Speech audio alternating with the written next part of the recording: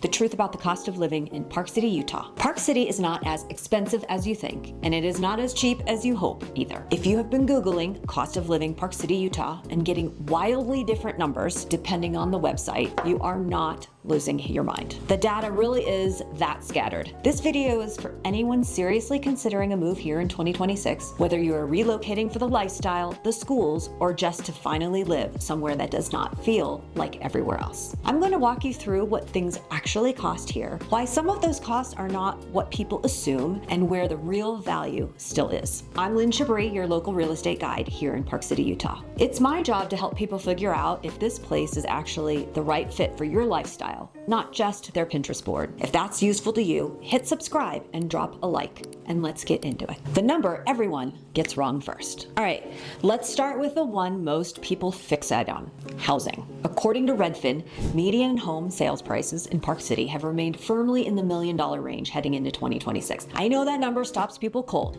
Here is what gets left out of that headline. The figure is pulled from the entire Park City zip code, which includes Deer Valley Estates, ski and ski out properties, and new construction that skews the average pretty dramatically. If you move just slightly outside the resort core in areas like Camas, Heber, or portions of the Snyderville Basin, according to local MLS data, you can often find significantly more attainable price points than what you see in the heart of Park City. That's still not cheap by national standards, but it is a totally different conversation. The takeaway here is that Park City is a search term, and Park City as a place to actually live are two very different things, and most relocation and searches do not account for that gap. The tax surprise nobody warns you about. Okay, here's something that genuinely surprises people, and in a great way. Utah's state income tax rate is a flat 4.55% according to the Utah State Tax Commission. Now compare that to states like California or Oregon, where high earners can pay double digits, and you start to see why so many people relocating here from the coasts find their take-home pay it actually improves, even with a higher mortgage payment. On top of that,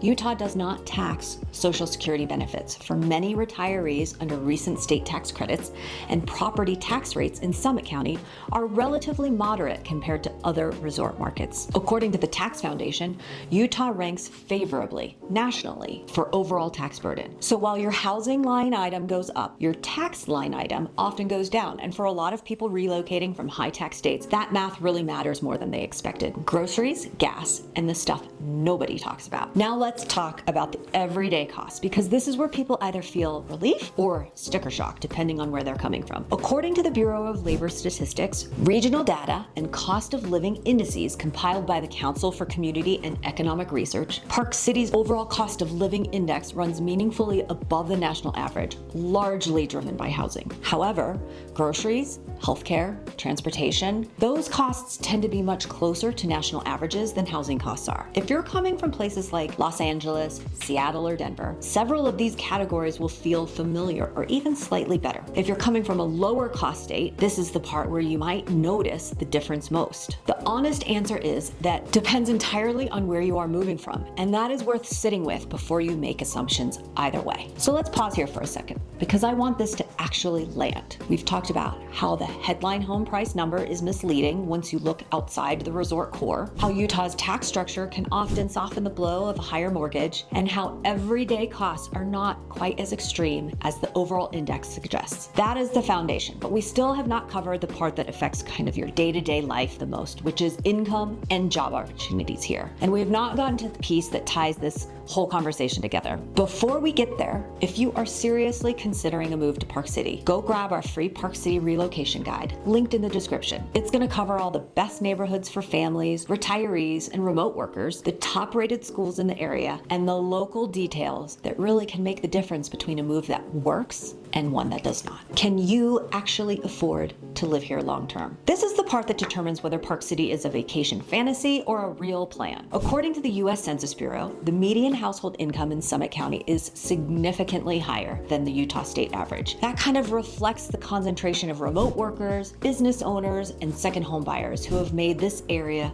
their primary residence. What this tells us is that Park City has increasingly become a market for people who can earn outside the local economy, whether through remote work or business ownership or investment income rather than just solely relying on local wages. If your income is tied to the local job market alone, the math here is tighter. If your income travels with you, the equation changes considerably. And this is exactly why so many relocations to Park City over the last few years have come from remote professions and entrepreneurs rather than people seeking local employment first. The real question you should be asking. So here's kind of where it all comes together. The real question is not, is Park City expensive? Of course it is. The national standards tell us that. The real question is, expensive compared to what and what kind of life? If you're comparing Park City to the national average, yes, it's definitely higher, particularly in housing. But if you're comparing it to other comparable mountain resort towns, places like Aspen, Jackson Hole, or Vail, Park City is often viewed as one of the more attainable options in that category, especially once you kind of move slightly outside the core. You still get world-class skiing, a genuine 4-season outdoor lifestyle, amazing proximity to Salt Lake City International Airport, and a favorable tax structure, all without the absolute top-tier price tags of those other markets. That is the nuance that gets lost in most cost of living articles. Park City is not the cheapest option, but within its category, it may be one of the more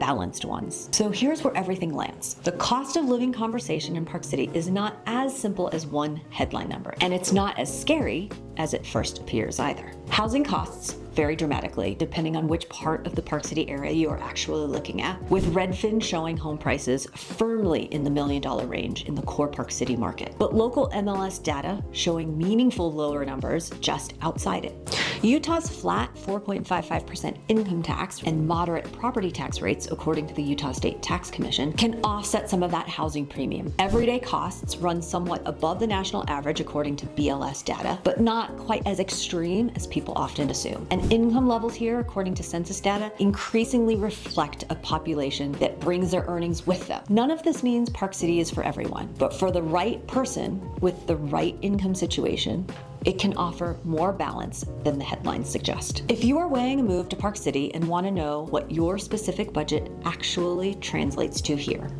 reach out to me directly through the contact information in the description.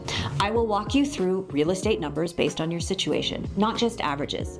And while you are there, grab our free Park City relocation guide covering the best neighborhoods, top schools, and everything you will need for a smooth start here. And if you're still deciding where to live, I've got another video that will help you narrow down your choice. You will not want to miss it. This is Lynne Chabris, and I'll see you there.